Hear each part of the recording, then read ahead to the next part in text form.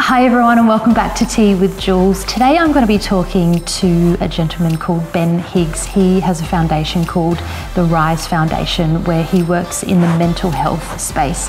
I thought this was a really important conversation to have. I myself personally have been affected in my family by mental health, and I know that it is something that a lot of people suffer with, and we do talk about the stats that are happening in Australia, and we talk about how we can help as individuals, people who are suffering with depression and anxiety and bipolar. We can do something to help, and Ben and his foundation is doing just that. So I thought it was an important conversation to have on the channel, so I hope you enjoy it.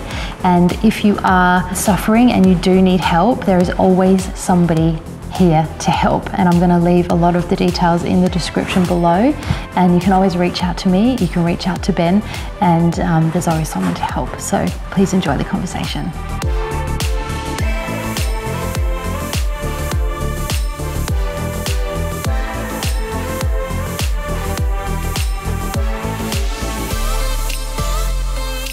Hello Ben. Hello Jules. I wanted to have you here today because you work in the mental health field. Yes. You have a foundation, the Rise Foundation, and you're a local. You're a local Maroubra boy. Yes. I actually grew up in Malabar, moved out of home and moved in with a bunch of mates down at the beach, and now live in Matraville. Beautiful. Yeah. We're neighbours. Yeah. And I loved that when I discovered you. I was like, oh cool, he's in the community, and once I found out more about you, I just loved the work that you're doing around here, and the fact that it's in our backyard. Yep. And there is so much need around mental health, around suicide, depression, anxiety, bipolar, and a subject close to my heart because I lost my brother to suicide 11 years ago. And so I feel like this is an especially important conversation for men, women of course, because it's not discriminative, you know, man or woman. But I think for men, there is a stigma around talking about your feelings and depression and anxiety and suffering in that space where it's not that encouraged to, you know, talk about your feelings. Yeah. So I think your work is so important, and that's why I wanted to have you here today. Thank you very much. And thank you for being the voice and for doing your work. Yeah, I only became the voice by default, really. Tell me, take me back to the start. Yeah, so I grew up in Malabar. I had a great childhood. I do not have one complaint about my childhood. Amazing. Great family, plenty of friends, went to good schools. I was just a little bit different, but it was always normal to me. Just as I got into my teens, I realised I was a little bit different, but it was okay. In what way were you different? I saw things different, I think. I felt things different, I perceived things different. I've grown up with bipolar. I've always been this way for as long as I can remember. So when I say I've had it for forever, to me, I guess I have, I suppose. I don't know if it came on at an earlier age when I don't remember. I just knew I was different, a bit different to everyone, but it was all right. Plenty of different characters around here. So you sort of fit in. Mm-hmm. And then in the early 20s, I sort of went down the path of self-medication. Was that because you felt like, what's going on for me? What's the matter with me? Why am I so different? It became a lot easier to handle situations. It allowed me to step out of my uncomfortable zone, I suppose, and actually be more comfortable in situations. Because, sorry to interrupt you, were you bipolar, just so that I have a good understanding of it? The easiest way for me to explain it, so most people's ranges of emotions say there, happy and sad. I sit there. Okay. Mania and depression. Okay. So it's either really super duper happy, everything's great, perfect, amazing, or it's... Yeah, most of the time, you know, 95% of the time I'm just like everyone else. But where most people, you know, some days they're just a bit happier, or you do things in your life, you exercise and your job's going well, your family's well, you know, you're in a happier frame of mind, your mental health's better, and then some days it's a bit lower. I just have heightened. I've got to watch myself and what I do a bit more. Just like someone say with diabetes is normal most of the time in health, they just have to monitor themselves because, you know, they're in a bit more of a riskier zone, you know. And I look at it that way. It's just, you know, someone that's got asthma has to put steps into place to make sure that they're okay, that they carry an asthma puff or whatever. I just have to do the same sort of thing. And unfortunately, when I was younger, I didn't, and it made things worse. But it made things worse on the inside, and I hid it a lot. You know, on the outside, I tried to portray a certain image, and I think that's where guys fall into a lot of problem. That you know, I grew up in a surfing and rugby league culture. Dad was a wharfie.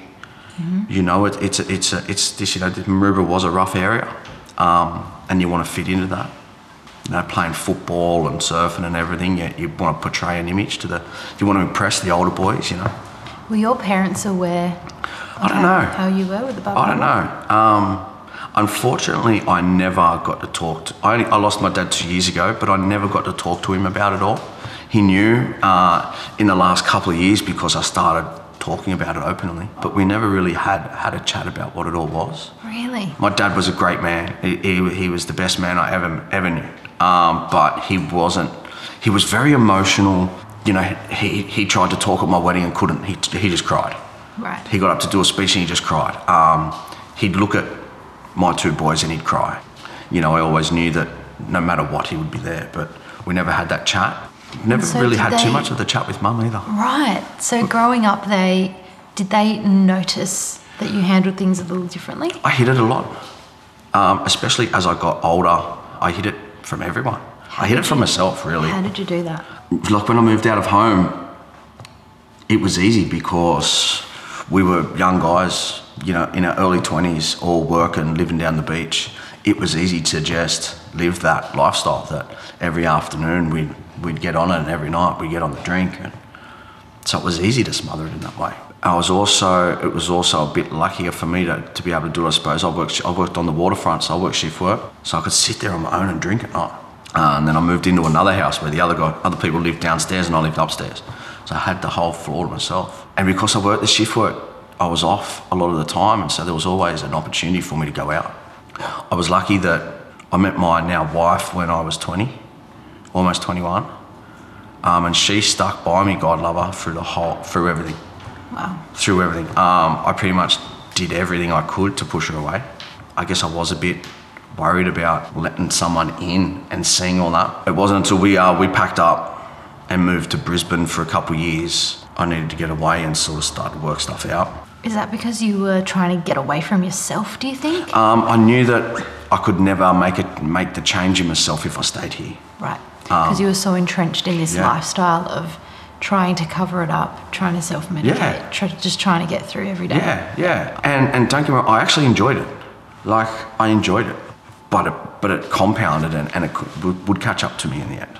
And she talks now that she used to know it. She used to be able to see it, but didn't know how to talk to me about it. Right. And so we moved up there, and it was good. It just allowed us to break out of that and really centre ourselves and you know, work on ourselves, and it was good. It all started to make sense, I suppose. Did you officially talk to a doctor, a psychologist, somebody who sort of helped you identify? We moved back, and she ended up pregnant. We'd gotten married, and we're going to have our first kid.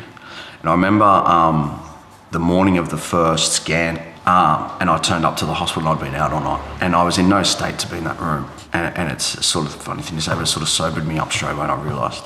So we went to the doctor and I got referred to the Black Dog Institute. Previous to that, I'd lost one of my best mates to suicide. And I'd started to dip. We held a concert down at the Coogee Bay, a fundraiser for the Black Dog Institute, and I'd started to dip my toes into that sort of area, that field. And our thing was, you know, I can't be doing that and not getting the help myself. I still have my moments. I'm no poster child for self-discipline by any means. So I'll tell you that from dinner last night. But things got a lot easier. Things have gotten a lot easier. You know, you hear it a lot, but things have got a lot easier since I wasn't just honest to myself, I was honest to everyone. By putting it out there, it was a weight taken off my shoulders. Just to be able to say, okay, I'm holding this together. Yeah. This is happening on a day-to-day basis. I can imagine the relief of just letting that go for the first time ever and just going, I'm putting my hand up. This is hard and I might need a bit of help. And actually, I wanted to say this to you before. So this series that I'm putting together now for Tea with Jules, I'm calling the Brave series. Yeah. So I've chosen people to come and join me who I think are brave and have made brave decisions and done brave things in their life. And while I was reading about you on your website, it says, there's no shame in asking for a hand. Accepting that you need help and asking for it is the brave part. Giving someone a hand is just as brave. And I thought, oh, that's it. Yeah. That's really all it is at the end of the day. Everything that you're trying to put out there. It's not brave for someone to say they have asthma. Mm-hmm. Well, we don't perceive it as brave. Mm-hmm. We don't perceive it as brave for someone to say they have diabetes. But for some, for some reason, where we are as a society, it's brave to talk about any illness inside your head, any vulnerability in your personality like that. Why do you think that is? I think it's just where we've gotten to. It's just, I think it's a cultural thing. I think we think we've just got to put our heads down. And did we understand it like we do now? Maybe not. We have guys like Greg Inglis, James Packer, Buddy Franklin, open about their illness now, and it makes it a hell of a lot easier for younger kids, I think. We used to do a treadmill run down the beach here at the M Club, the bowling club. There was 2 treadmills running for 24 hours to raise money for Suicide Prevention Australia. But our idea was we got all footballers, all NRL players to come down, and the idea being that those guys come down and talk about it. Makes it okay for young kids to talk about it. They see these big tough blokes talking about it. And I think it's creating, and we'll talk about Rise and what you've done with that, but it's creating that space where people feel safe enough to be like, I'm thinking about this is happening to me, why is this happening? And having a place to go, or a friend to open up to, or somebody like you, like maybe they're Googling, maybe they watch this right now and go, oh, okay, there's somewhere I can go. I think it's that, like making it, a common conversation that we're hearing, in the culture of society, but also where do people turn? It's there's plenty of services available for people now, but it's letting people know, because we're not taught this stuff in school. Kids aren't showing this stuff. We try and hide kids from it, but you can't hide them from it forever. And then when they are exposed to it, they don't have the tools to deal with it. It's good now starting to see a lot of technologies catching up. There's a lot of services that are online that kids don't even have to call anymore. It's not phone. Can text. There's web chats. Yeah. There's Skype sessions with psychologists on, Amazing. over the phone. Yeah. So we're getting there, and it's just getting that. It's just chipping away. So what was it about your situation and your life that led you, that fire in your belly, like, I've got to put my whole, because this is your job now, this is your full-time job, is helping people with this and putting the word out there. So what was it, the crossover into like, I'm putting out my hand and I'm jumping in? A fair few years ago now, one of my best friends, the Rat, was reaching out to me. The Rat is his name? Yeah, Itchy Rat. Itchy Rat, we called him. Rod was his name. A Coogee guy. We just called him Itchy Rat. He was reaching out and he needed some help, and he was calling, and I never took his call because I didn't know what to say to him. I was scared what he was going to tell me and what I was going to say. It got to the point where he was ringing my wife, and he run into my wife, could tell Higgsy to ring me, sort of thing. And I never did, and I got a call one morning to say that Rod was dead. Big. Yeah, and I'll never get to talk to him again, and I'm not self-centered enough to think that my conversation was the one that was gonna help him, but it could have been. Or it could have just been that extra thing that helped. And I wore it really heavy for a while, as I'm sure a lot of people did. And then one day I thought, you know what, I need to do something so that if I got that call again, I'll be comfortable in taking it. I'll be able to take it. And so I went out and did the mental health first aid course. And unfortunately, the 2 people that did it, I'm not having a crack at them, but they were retirees. They were just disconnected from the content. They just read off the board, and I didn't really get much out of it, but I could see the value in it. And so I thought, well, if someone's going to do it better, maybe it should be me. The last couple of years, we were running the treadmill run, and then I was teaching the mental health first aid courses on the side. And then it got to the point I realised that, no, this is what I want to do. And with 2 kids and a Sydney mortgage, it's a hard call to make. But I was at the point where I was coming home from work and I was taking it out on the family because I hated going in there. Loved the boys, it was an easy job. It was just mind-numbing for me. And it's been an interesting year and a bit. It's been hard. Hard on home, a lot of travel, a significant drop in money, but it's worthwhile. Yeah, it's hard to call it a job because I actually enjoy it. Yeah. And I meet so many amazing people, and I've learned and I've been shown that we're all the same. You know, everybody goes through the same stuff. Everyone sits in their bed at night and the same things keep them awake. Yeah. You know, at the end of the day, we're all people, but we've lost that. We've lost seeing that. It's an us and them mentality a lot of the time, but by having these conversations, by opening up these conversations with people, as simple, how are you? You know, is there anything I can do to help? Goes a long way.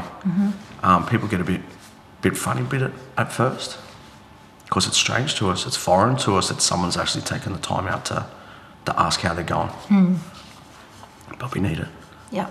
You know, if someone's walking along the street and they've got a cut on their head or they've got a limp, we're happy to ask them if they're all right.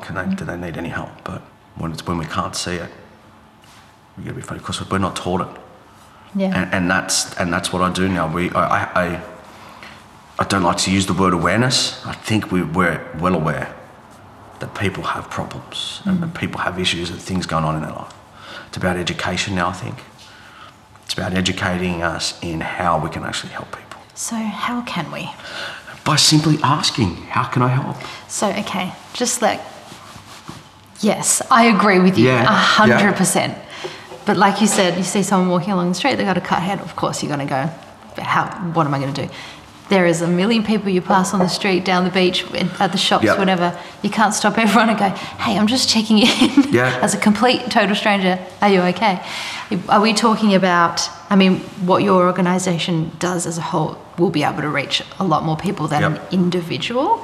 As an individual, what can we do? Is it more in our circle of people? Yeah, I think it starts small. Yeah. It starts at the dinner table, talking to kids about this stuff. I said it the other day to a group, you know, when should we start, they asked them, when should we start this, why should we? And I said, well, we teach kids how to drive before we give them keys to a car. For the only reason, because it's safer. So we need to start talking to kids about this and not hiding them from it. But, noticing our family or our friends or our work colleagues who we unfortunately see more during the week than we do our family sometimes, noticing the changes in someone. Someone's not their normal self, someone's not saying hello, someone's coming in late, someone's tired, someone's clothes are, not ironed, someone's unkept, whatever it may be. Actually taking the time out, hey Jules, I've noticed this. I'm worried about you. Is there anything I can do to help? That is very important because I think we do notice things more than we give ourselves credit for. But we don't think we can help someone. That's right. I'm not a doctor, I'm not a psychologist. What would I know? I can't help them, so I don't want to get into that because... And I think sometimes just being seen means a lot. Just someone saying, hey, I've noticed you've come in late a couple of days in a row, or you look more tired than usual. I see this. Yeah. Just that sometimes can be enough for someone to be like, okay, someone has noticed that this is... And sometimes all someone wants is you to sit there and not say a thing. So just so they can talk. Or they don't even have to talk, just someone to sit with them. But we think we have to know the answers. But someone came to me with diabetes and asked for nutritional advice. I don't know. I've never had diabetes. But by simply saying, you know what, I don't know. What can we do? Let's find out together. Or starting it with how can I help you? Let them give you well, I need this, this, this. Well, you know what, I can do 2 of them, but the others I can't. Who can we get? Right. And then you start the journey. And then start it. None of us are perfectly okay. Yeah. We try to put on the perception that we've got everything together, but everyone's got something going on. Anyone that says life's sunshine and rainbows every day of the year is full of it. They're lying to themselves. We all have bad days. We've all missed out on a job or had a boyfriend or girlfriend break up with us. We've all made mistakes. We're human. We've all been through it. We've all needed help at some stage in our life.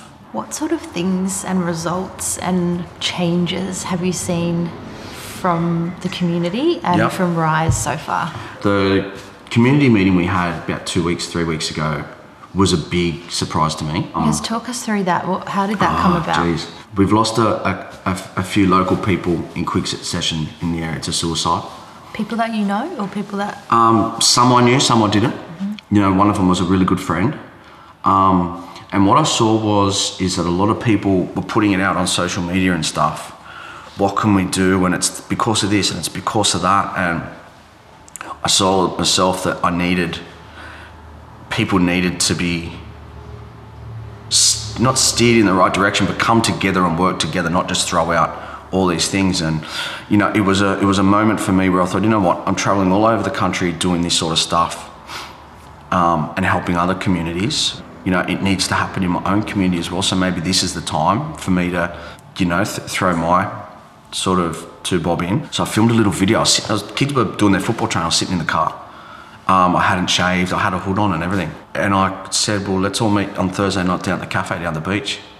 I thought we'd get like 20, 30 people down there. We moved it to the bowling club, luckily, because about 400 people turned up.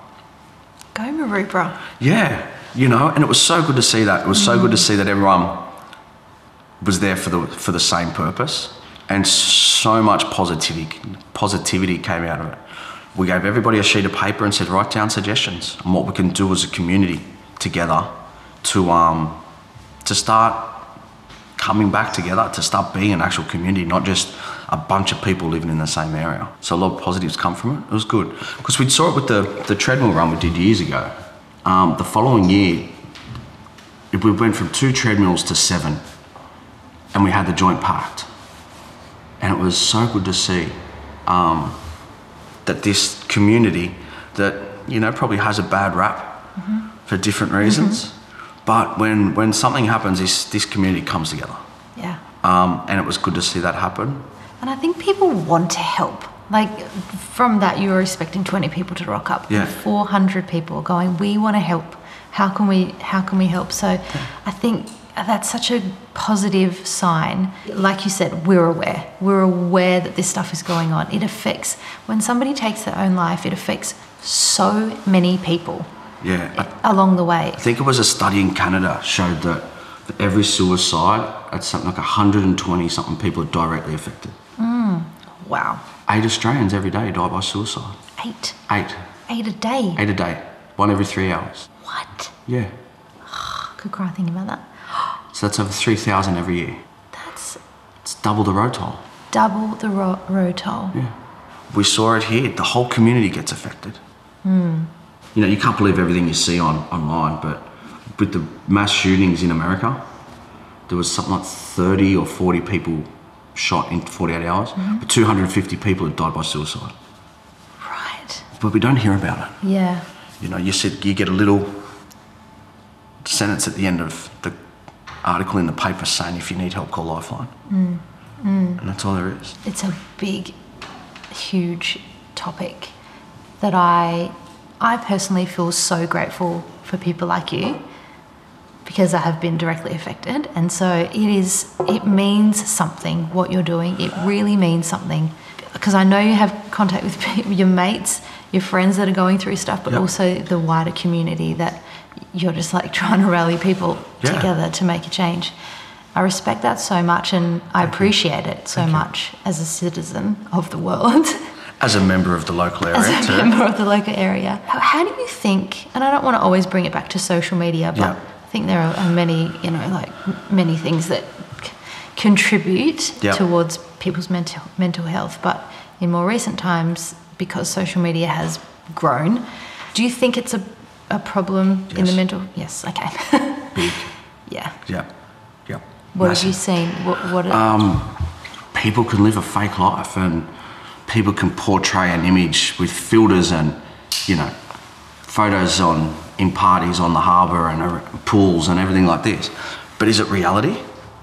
Maybe not. But the people following them and watching it don't know that. And they think it, and they think that that's how they have to live. It's true. I was actually just talking to the makeup artist upstairs. Yeah. She was saying she had an experience with someone who she knows who was literally staying on her couch, but then on social media was on a private jet. Yeah. And she was like, that's just social media. They did a study in America that showed a spike in mental illness and suicide in American colleges since 2007. 2007 was when Facebook launched. Right. Yeah. So how do we educate our children? Yep. Our kids are the same ages. We both have 2 boys, yep. 5 and 7. That's about to hit us in the coming years.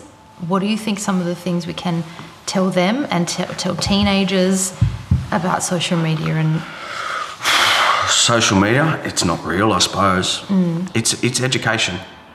It's teaching kids from a young age, which is starting, but we've got generations that have none of it. And who do kids learn from? They learn from us. You know, it's breaking that cycle. It's about us starting to talk to them. We shelter our kids, I think. We don't teach them any resilience. We want the best for them, so we cuddle them and we protect them from everything. But then, you know, they turn 18 and we expect them to be adults. And all of a sudden they're faced with all this stuff. Education, I think, goes a long way. I think truly what you're doing is so important. Thank you. Really important. Yeah. And I think what you're doing is too, because you're opening this up to a whole nother section. And that's what I wanted. Yeah. That's what I wanted. Yeah. Because people sometimes don't know where to turn. As much as we're talking about it, making people aware, sometimes they don't know. Like they might like me, and then they see me talking to this guy from Maroubra. With tattoos on his head and stuff. Tatted up. I mean, I'm going to see the tattoo that I've just got, Ben. I'd love to. I'm a bit of a rebel. You're going to be so impressed. Do you know how many tattoos you have exactly? I just say one now. Just all over, top to toe. Yeah. Which one hurt the most? Head. I mean, I still don't know why. I still don't know why I did it. Okay. Yeah. Here's mine. See, we should have just done this in the tattoo shop.